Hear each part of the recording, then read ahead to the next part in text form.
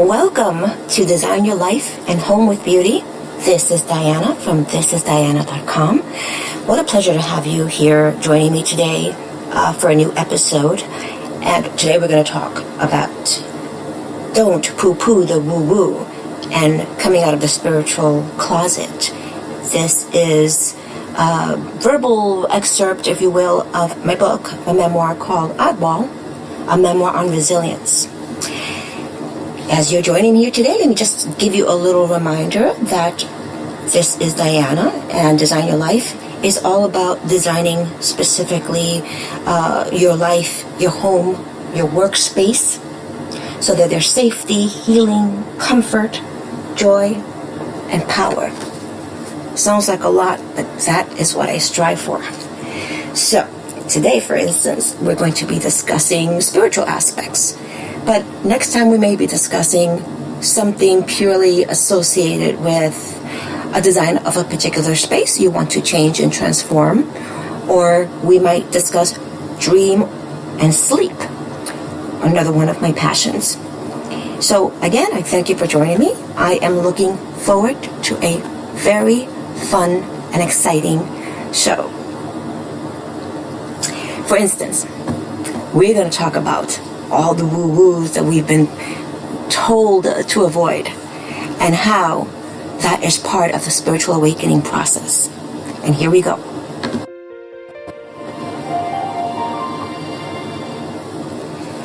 As I wrote in my memoir, spiritual awakening created a space for me to do something that I never thought I would do.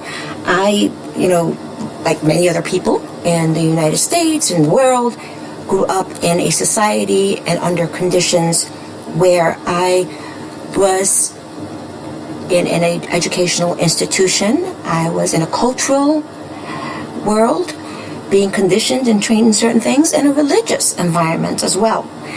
For me, it happened to be an unhealthy religious environment, but a religious environment nonetheless. And many of those things shaped my life. And as you know from Oddball, the book, if you have read it or if you've read an excerpt on it or a summary, there was a lot of adversity in my life, a lot of difficulties, traumas, violence, all kinds of experiences that led me to who I am today.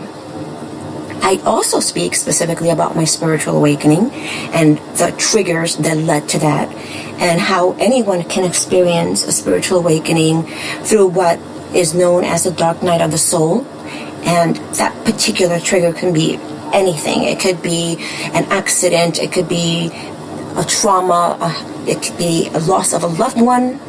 It could also be somebody who's actively and purposely seeking spiritual enlightenment or a spiritual belief system.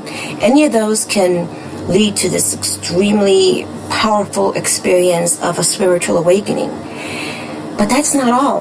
The spiritual awakening isn't just an alarm clock that goes off and you're awake and you're some enlightened being. Otherwise, this planet would be perfect. But we're not in a perfect planet. We are in a planet of duality and polarity, right, wrong, yes, no, light, dark, yin, yang, feminine, masculine, and everything in between. And we're in this world to learn, to ascend, to grow, or not, because we have free will. And the book and in the writing that I did when I experienced my spiritual awakening after the dark night of the soul, I lost everything you can lose as a human being.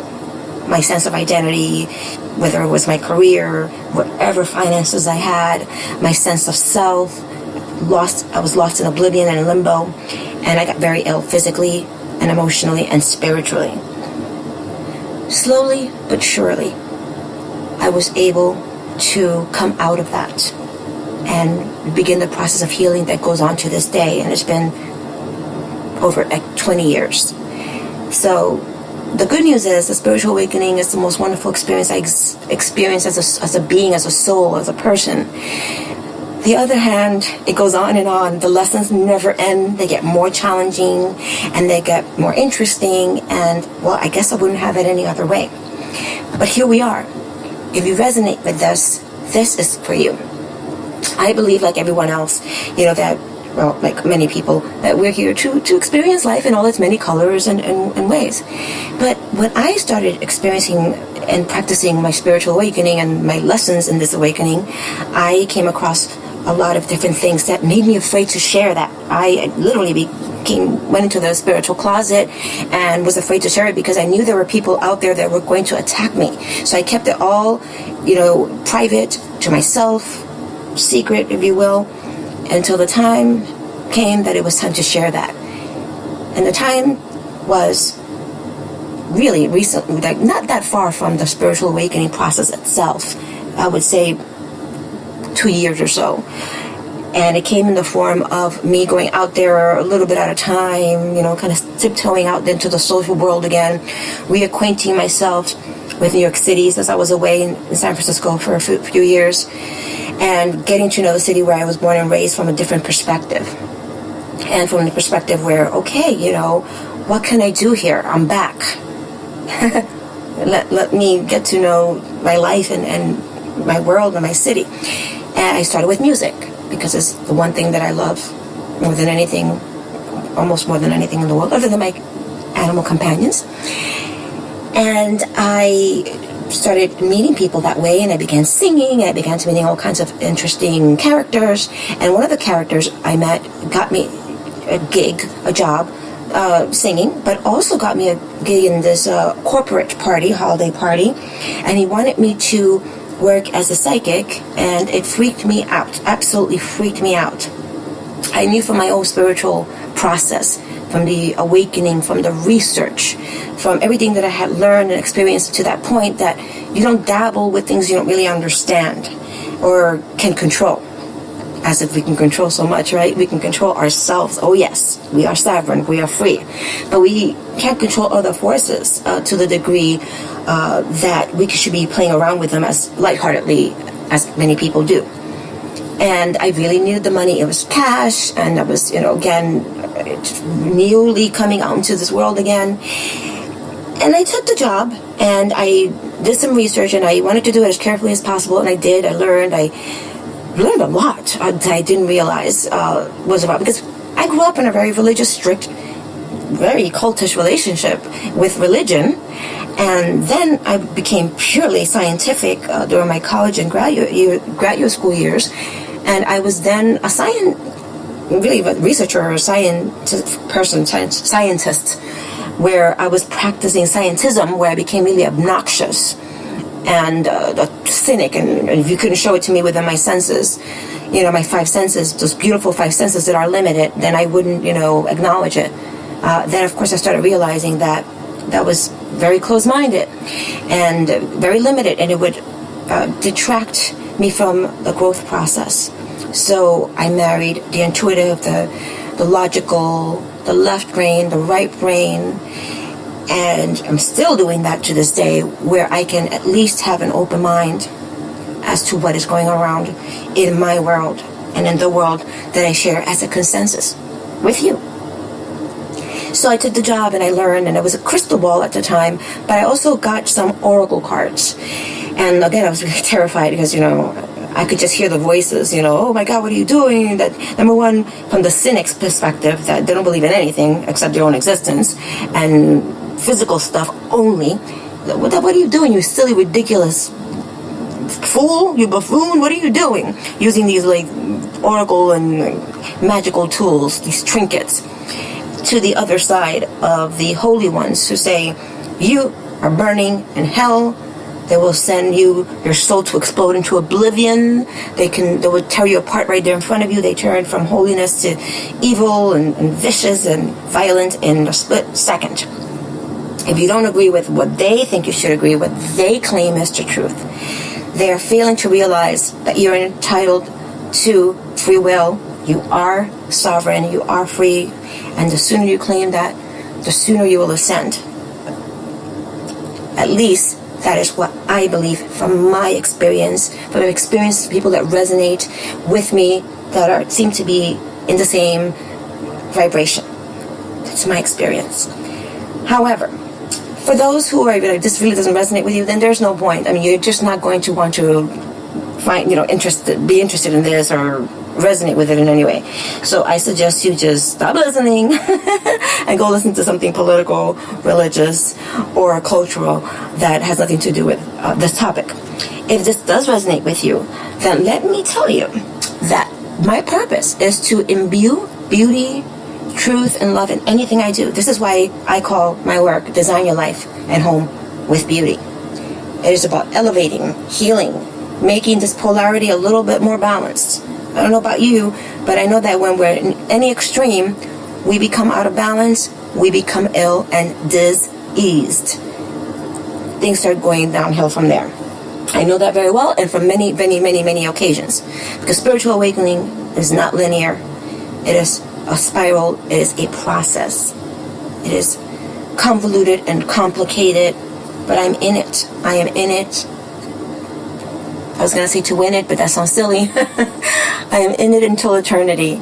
And this is why I'm here today sharing this with you. So this scariness of being afraid to share this, really just very recently, where I decided to write it and just make it public, it is what I'm sharing. And let me tell you, I've been attacked. I was attacked from the very beginning. I was attacked by some stranger. At the time, it was on YouTube, and it was somebody that just called me all kinds of names. I was like, who is this person? You're uninvited, you're unhelpful, you're vile, and there's completely no need. There was nothing to get from this except to know that it exists. That people are out there, that their sole purpose is to hurt, malign, damage, insult, and you must have the resilience, the strength, and the knowing and the conviction that you are sovereign and free to choose to be free and happy regardless of what they try to do to you. So with that, I continue to do the readings. I continue to learn these oracle cards carefully, mindfully, respectfully. And I know that all these tools, any of these tools, whether it's an oracle card or it's graphology, the handwriting analysis, or it's something like geometry, card reading, any of these things, looking at a crystal ball, which is the first thing I use, is a tool. It's a doorway to awakening. It's a doorway to another sphere that takes us from the physical, three-dimensional sphere to something more subtle, more invisible, finer and finer and finer, until our five senses alone cannot detect it, and we have to rely on something else, a higher self, to detect some of this. And this is a practice, because I don't know about you, but I'm fully here physical, and it's a physically heavy body controlled by gravity, and held intact on this planet, this beautiful planet I call home for now, with weight and physical heaviness. So to talk about this woo-woo spiritual light thing is not always easy, because we don't have the full language currently in our society to express it. However, some of these tools were created and used by people way before us, civilizations way before us, and they have the language of symbols, visual or auditory or tactile symbols. So many of these symbols are not just for sight. There could be something you hear, tactile, something you feel, tactile, or something you hear, auditory. So any of these tools, whether it's drumming or a rattle the shaman uses, or an oracle deck that an intuitive empath or a psychic medium uses, or just their own body, which is the best tool we can possibly use, it's all for one purpose. It's to discern the physical from the non-physical. And I use it. Me, Diana Navarro, from thisisdiana.com, uses it for the highest and greatest good that I possibly could. That doesn't mean I'm perfect. It doesn't mean I'm holy. It doesn't mean anything other than I'm a human being just like you, trying to make it a better place, because I am an empath and I care. I care about animals on this planet. I care about people. I care about strangers. I care about the planet. I care about, balancing good, evil, to ultimate goodness, I would hope. So if you think it's all, fantasy and make-believe and all that stuff, I hear you. I totally, and I respect you. And that's why I give you a little magic sound. But there is a very serious, solid side to this. And it coming out of the closet meant, diving in there and instead of hearing the word saying, you're going to go to hell, you're going to go to hell, or you're stupid for doing this, I said, I'm going to use my own mind. I'm going to do my own research, find out what's there, what's been written before me, what's been said before me, what has been being said or told or expressed now, and make my own decision, use my own mind to decide. And I decided that many of these tools are incredibly useful for concentration, clarity, centering. But ultimately, the truth comes through us, through our own mind and our own heart. Most importantly, if you use your heart for healing, then I think you're going to be in good shape. So, for instance, people have a really, really, really negative, almost hateful attitude towards the classic tarot card, which is one of the cards I use, the decks I use the most, the system I use the most, I should say. And that deck, it's a learning process. You never really, really, really, really learn it. I mean, you have people that have really volumes and volumes and volumes about the tarot deck. There's a whole history on it. And you can ask me, and I'll be happy to send you the reference. It's also my book, the reference. It is a way to tap into archetypes and symbols that we have used for millennia upon millennia, from civilization to civilization.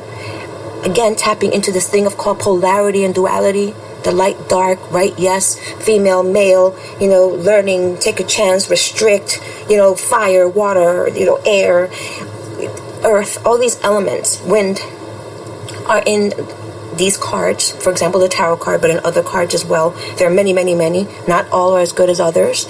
But the tarot is sort of like the go-to one. And again, you learn so many different things about what the cards are. They're not, again, these poo-poo, woo-woo things. They are tools. They're tools to use and learn. And discern. Not dislearn, discern. You may dislearn some of the stuff from the past. And this is why I use them. But people, again, I continue to get attacked from that YouTube person to the holy person to the cynic. And I have to just tell you, this is what my free will chooses to do with the highest intention. I'm not a fool. I know that many of this stuff is used not in the best way, not in the most positive way. And that's why I wrote in my book, for example, I talked about the book. I talked about some of the things, so kind of a Q&A, things that people say all the time. Isn't it evil? Do you charge? And if you do, why do you do this? Isn't it a gift? As with everything else, in this world, we exchange energy. We exchange energy to currency. We exchange energy through exchanging goods, services, acts, all kinds of things, good, bad, and all kinds of things. But if you do intuitive consultations in conjunction to your work, or that is the work that you do, and this takes effort and energy, and you care about your clients, it is a consultation as you would get with an attorney or with who hopefully is gifted in learning and knowing the law of the time and the place.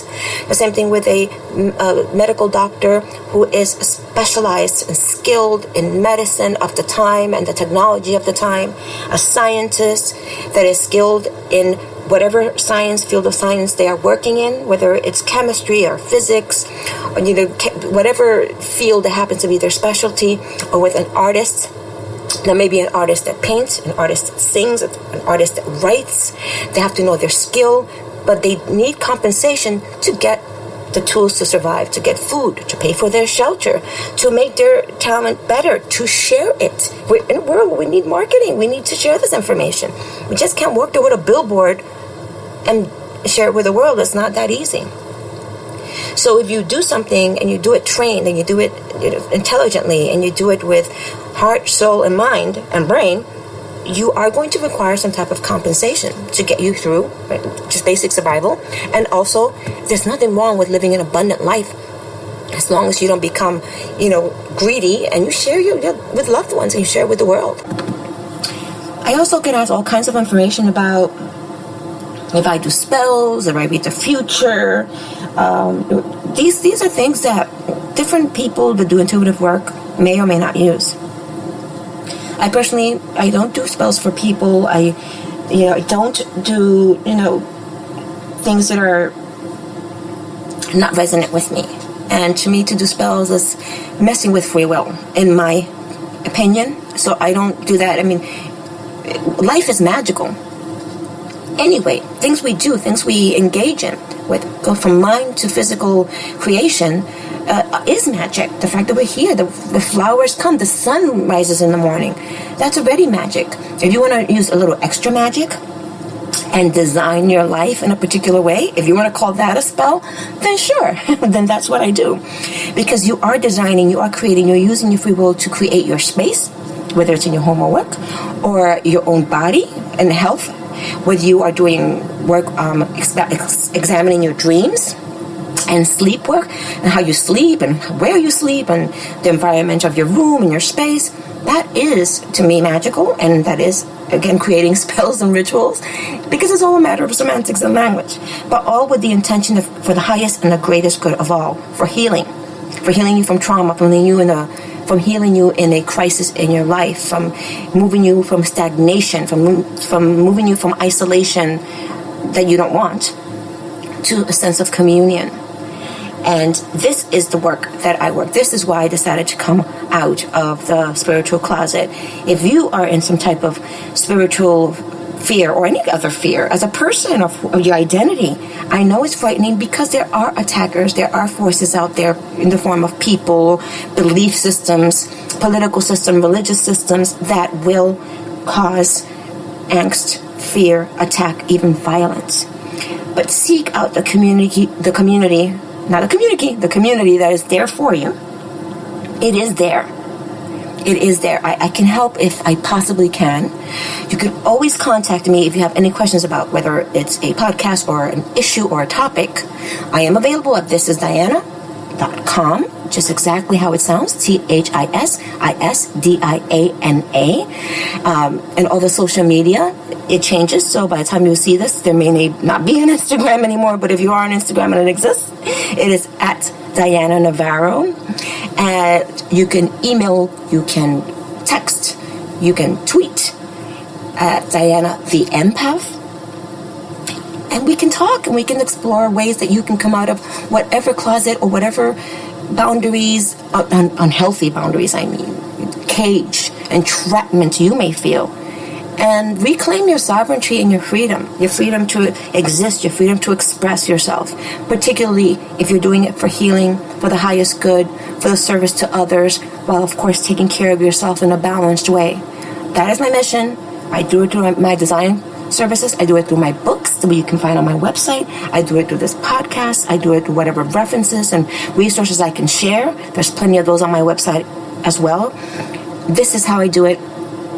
Please engage with me and enjoy the process, because it is a beautiful process towards truth, light, and love.